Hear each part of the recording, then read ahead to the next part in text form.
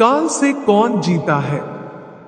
मानव जीवन में समय, परिस्थिति और स्थान बड़ी भूमिका अदा करती हैं। कई बार जो कुछ भी घटित होना होता है, उसी के अनुरूप परिस्थितियां बनती चली जाती है। कलयुग में एक ही चक्रवर्ती सम्राट हुए हैं और वो थे सम्राट विक्रमादित्य, जिनके नाम पर भारतवर्ष में विक्रम संवत की शुरुआत हुई। विक्रमादित्य एक बहुत ही पराक्रम, विद्वान, कुशल प्रजापालक, धर्मज्ञ एवं परोपकारी राजा थे। राजा विक्रमादित्य अपनी प्रजा को पुत्रवत प्यार करते थे तथा रात्रि में वेश बदलकर अपनी प्रजा के हालात और कुशलक्षेम जानने के लिए नगर भ्रमण हेतु निकल जाया करते थे। एक बार यूं ही राजा विक्रमादित्य वेश बदलकर देर रात्रि में नगर भ्रमण हेतु निकले। भ्रमण करते करते अमृत वेला का समय हो गया। पांव फटने लगे थे।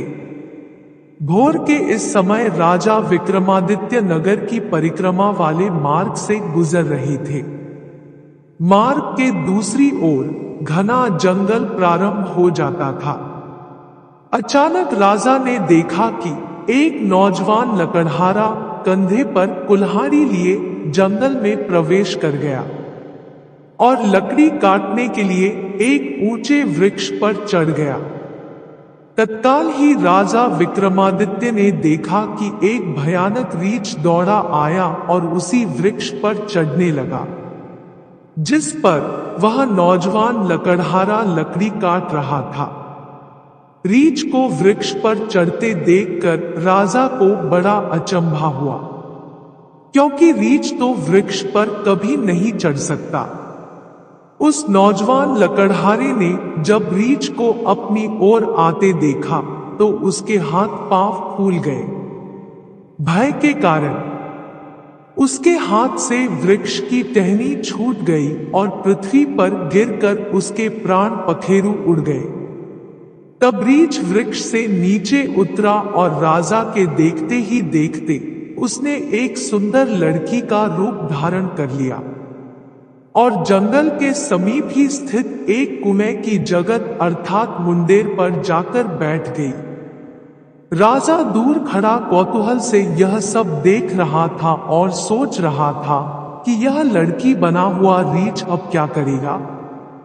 थोड़ी ही देर में राजा के दो सिपाही जो रात्रि गश्त पर थे उधर आ निकले और इत्तेफाक से दोनों सिपाही आपस में सगे भाई थे।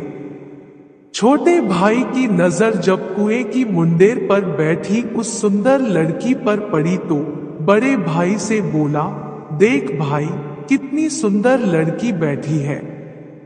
मेरा मन कर रहा है कि मैं इससे विवाह कर लूं। बड़ा भाई बोला, बड़े भाई के होते हुए छोटा भाई कैसे विवाह कर सकता है? बड़ा होने के नाते पहले मेरी है, इसलिए इससे विवाह तो मैं ही करूंगा। तब छोटा भाई बोला, इसे पहले मैंने देखा है, इसलिए इससे विवाह तो मैं ही करूंगा। तब बड़ा भाई बोला कि हम तो व्यर्थ ही झगड़ रहे हैं, क्यों ना हम इस लड़की से ही पूछ लें। यह हम दोनों में से जिसे पसंद करेगी वही इस लड़की से विवाह कर लेगा। इस प्रकार आपस में निर्णय करके दोनों भाई उस लड़की के पास पहुंचे। बड़े भाई ने उस लड़की से प्रश्न किया, हे सुंदरी, आप कौन हो और यहाँ क्या कर रही हो? वह लड़की बोली, मैं पास ही के एक गांव में रहती हूँ और अपने पति की तलाश में निकली हूँ। छोटा भाई बोला, तुम्हारा पति कहाँ है? तुम चाहो तो उसे ढूंढने में हम तुम्हारी सहायता कर सकते हैं। तब वह लड़की बोली, अभी तो मैं कंवारी हूँ और किसी योग्य वर की तलाश में निकली हूँ। तब छोटा भाई बोला, हम दोनों भाई भी अभी कुंवारे हैं। यदि तुम चाहो तो हम में से किसी एक से विवाह कर सकती हो।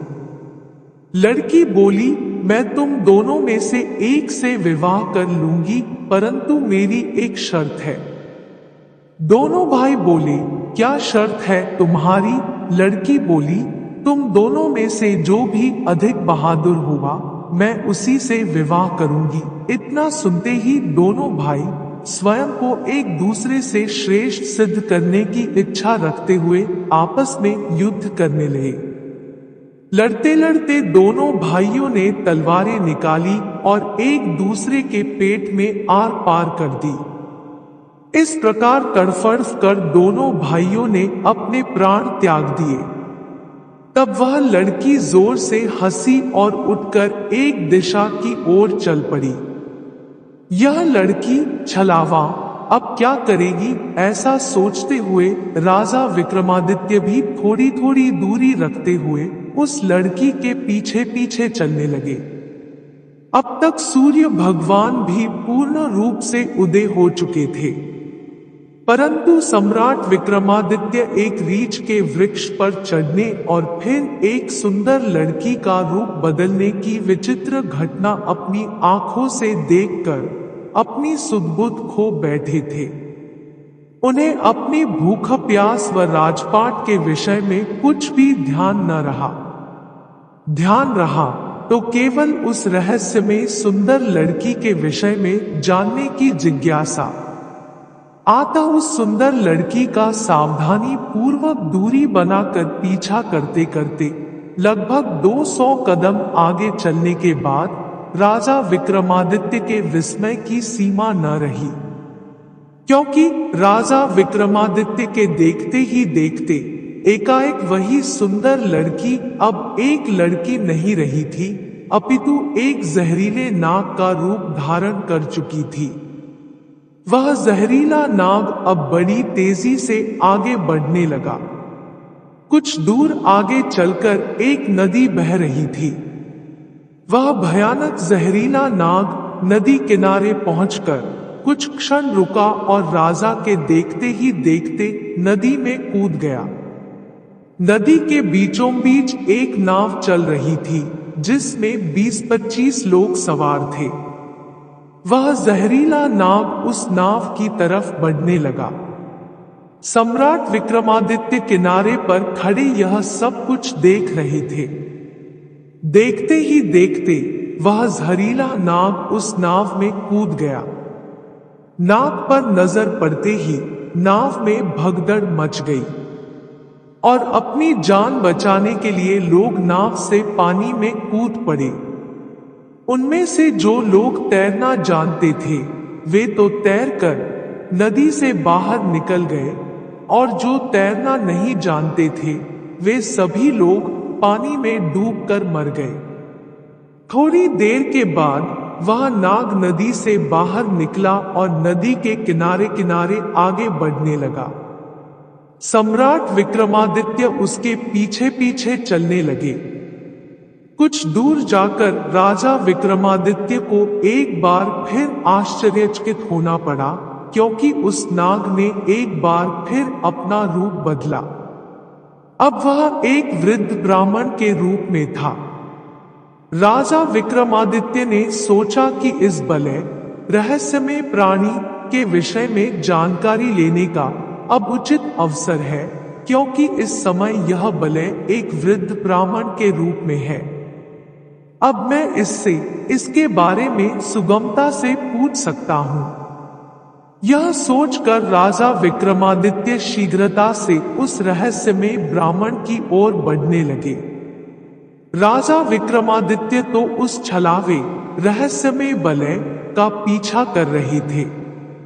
अब राजा विक्रमादित्य तेज तेज कदमों से चलते चलते उस वृद्ध ब्राह्मण छलावे के सम्मुख पहुंच गए और उसे हाथ जोड़कर प्रणाम किया। वृद्ध ब्राह्मण ने भी हाथ उठाकर अभिवादन स्वीकार किया। तब राजा विक्रमादित्य ने उससे प्रश्न किया, आप कौन हैं? वह बोला, तुम्हें दिखाई नहीं देता। ब्राह्मण हूं।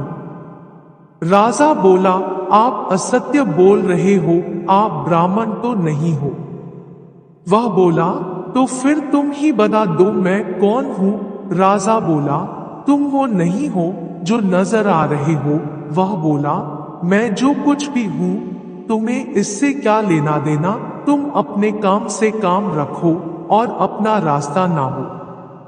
राजा बोला, मैं सच्चाई जाने बिना आपका पीछा नहीं छोड़ूंगा। आपको सच्चाई बतानी ही पड़ेगी। वह बोला, मैंने तुम्हें बताया तो है कि मैं एक ब्राह्मण हूं। राजा बोला, आप मुझसे झूठ नहीं बोल सकते। मैं आपका तब से पीछा कर रहा हूं जब आप रीछ बने हुए थे। उस समय आपने उस नौजवान लकड़हारे को मारा। फिर आप एक सुंदर लड़की बने और उन दोनों सिपाही भाइयों को एक दूसरे के हाथों मरवा दिया। फिर आपने एक जहरीले नाग का रूप धारण करके नदी में छलांग लगा दी और नदी पार कर रही नाव में घुस गए। और तुम्हारी दहशत के कारण नाव में सवार यात्रियों में भगदड़ मच गई। नाव पलट गई और आधे यात्री नदी में डूबकर मर गए। अब आपने वृद्ध ब्राह्मण का रूप धारण किया हुआ है। अब सीधी तरह से सच सच बता दो, आप कौन हो? वह बोला, यदि न बताऊं तो? यह सुनकर राजा ने अपनी तलवार निकाल ली और बोले, तो फिर मरने के लिए तैयार हो जाओ। तुम जानते नहीं, यह राजा विक्रमादित्य की नगरी है और मैं राजा का वफादार नौकर हूं। इस धर्मात्मा राजा की नगरी में इतने लोगों की जान लेकर तुम जीवित बचकर नहीं जा सकते। अब मरने से पहले जल्दी से ये बता दो कि तुम कौन हो? राजा विक्रमादित्य की यह धमकी सुनकर वह वृद्ध ब्राह्मण जोर जोर से खिलखिलाकर हंस पड़ा और बोला, मैं जानता हूं कि यह महाप्रतापी सम्राट विक्रमादित्य की राजधानी है और मैं यह भी जानता हूं कि तुम ही विश्व प्रसिद्ध सम्राट विक्रमादित्य हो। फिर भी एक बात जान लो कि तुम मुझे नहीं मार सकते, बल्कि एक दिन ऐसा आएगा कि मैं ही तुम्हें मरने के लिए विवश कर दूंगा। उसके यह बोल सुनकर राजा विक्रमादित्य सोचने लगे कि जिसने इस वेश में भी मुझे पहचान लिया वह कोई छोटी मोटी हस्ती तो हो नहीं सकती। तो राजा थोड़े विनम्र होकर बोले, अब आपने मुझे पहचान ही लिया है, तो कृपया आप बताएं कि आप वास्तव में कौन हो? तब वह ब्राह्मण बोला, किसी ने सत्य ही कहा है कि संसार में 4 प्रकार के हट प्रसिद्ध हैं। राज हट, बाल हट, त्रिया हट और योग हट। तुम राजा हो, राजहट पर अड़े हो, बिना मेरी सच्चाई जाने तुम मानोगे नहीं, इसलिए मुझे बताना ही पड़ेगा कि मैं कौन हूं। आता राजन, अब ध्यान लगाकर सुनो कि मैं कौन हूं और तुम्हारी राजधानी में क्यों आया हूं। तब उस वृद्ध ब्राह्मण ने बताना शुरू किया, हे राजन, मैं तुम्हें बताता हूं कि मैं कौन हूं। जो भी मैं बताऊंगा एक एक शब्द ध्यान लगाकर सुनना। मेरा नाम काल है। तुम जानते हो कि इस संसार में जितने भी प्राणी जन्म लेते हैं उनकी मृत्यु निश्चित है। इसलिए इस भूमि को मृत्युलोक भी कहा जाता है। जब प्राणी माता के गर्भ में आता है तो उसके पूर्णांग बनने के बाद आत्मा उसमें प्रवेश करती है, अर्थात वह सजीव हो उठता है। उसी समय उसकी मृत्यु का समय, स्थान और परिस्थिति, अर्थात मृत्यु किस प्रकार से होगी, यह भी विधाता की ओर से निश्चित कर दिया जाता है। राजन, तुम यह भी जानते हो कि दुनिया के हर प्राणी के जन्म मरण का लेखा जोखा चित्रगुप्त के पास है। जब भी किसी प्राणी की मृत्यु का समय आ जाता है तो वह धर्मराज को सूचित करते हैं। अब क्योंकि सभी प्राणियों की मुक्ति, मृत्यु का विभाग भगवान शिव के पास है, आता धर्मराज उस प्राणी को मृत्यु प्रदान करने की आज्ञा भगवान शिव से मांगते हैं। जब भगवान शिव आज्ञा दे देते हैं तो धर्मराज मुझे अर्थात काल को आज्ञा देते हैं। तब मैं मृत्युलोक अथवा पृथ्वी पर आता हूं। मुझे यह पता होता है कि किस प्राणी की किस समय किस स्थान पर और किस परिस्थिति में मृत्यु होगी। मैं उस प्राणी को निश्चित समय पर उसी निश्चित स्थान पर लेकर जाता हूं अथवा पहुंचा देता हूं जहां पर उसकी मृत्यु लिखी हुई है अथवा निश्चित है। और जिस प्रकार से उसकी मृत्यु लिखी गई है मैं उस स्थान पर वैसी ही परिस्थितियां अथवा हालात बना देता हूं। उस लकड़हारे को मैंने नहीं मारा। राजा विक्रमादित्य बोले, तुम फिर झूठ बोल रहे हो। मैंने स्वयं अपनी आंखों से देखा है कि उस लकड़हारे की मृत्यु का कारण तुम ही थे।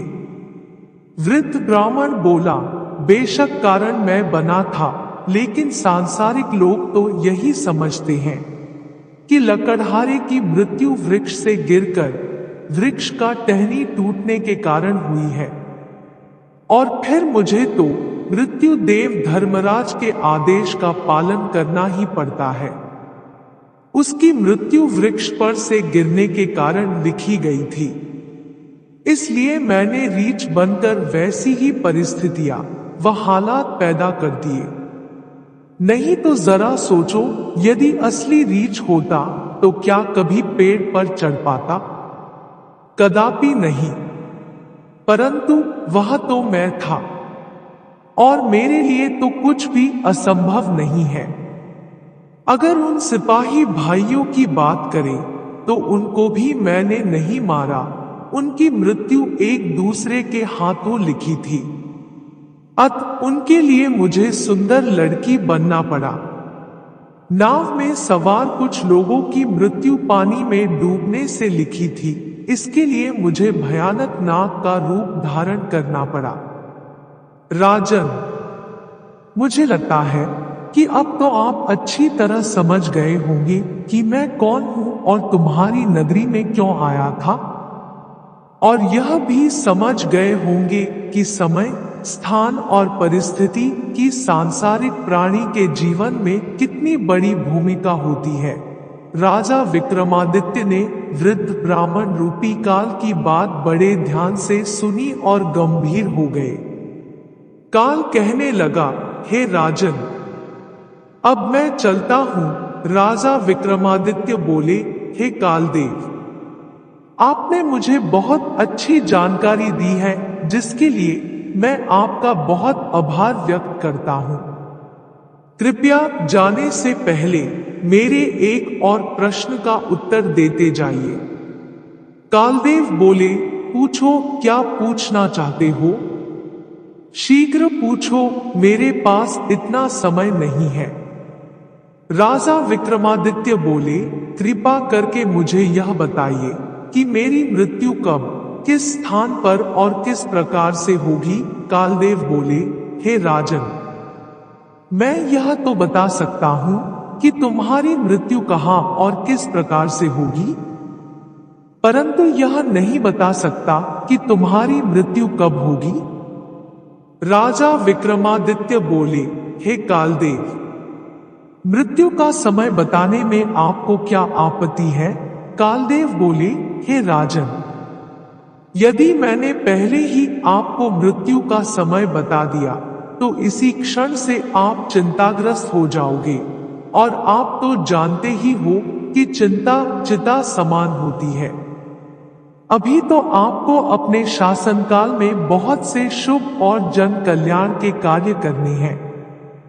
राजा विक्रमादित्य बोले, चलो, समय न सही, यह तो बता दो कि मेरी मृत्यु कहाँ और कैसे होगी। कालदेव बोले, सुनो राजन, तुम्हारी मृत्यु तुम्हारे ही महल में सीढ़ियों पर से पांव फिसल कर गिरने के कारण से होगी। इतनी बात सम्राट विक्रमादित्य को बताकर वृद्ध ब्राह्मण रूपी काल शीघ्रता से एक दिशा की ओर चल पड़े और कुछ दूर जाकर विलुप्त हो गए। इस वक्त तक सूर्य भगवान भी पूर्ण रूप से अस्त हो चुके थे। चारों तरफ अंधकार छा गया था। राजा विक्रमादित्य अब तक शारीरिक और मानसिक रूप से थक चुके थे। आता मन में गहन सोच विचार लिए हुए तेज कदमों से अपने महल की प्रस्थान कर गए। और आगे चलकर सचमुच में ऐसा ही हुआ। राजा विक्रमादित्य की मृत्यु अपने महल की सीढ़ियों से फिसलकर गिरने से ही हुई थी। और इस कथन की पुष्टि इतिहासकारों ने भी की है। जय राजा विक्रमादित्य। अगर वीडियो पसंद आई तो हमारे चैनल को सब्सक्राइब करें।